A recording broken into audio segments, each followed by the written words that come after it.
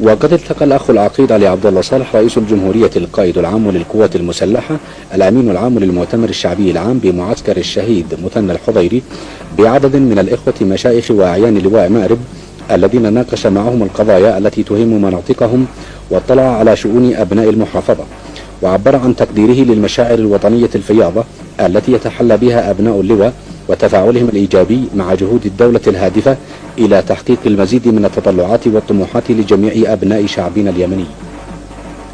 وقد أصدر الأخ الرئيس القائد توجيهاته إلى الجهات المختصة بتنفيذ مشروع مياه متكامل في جبل مراد.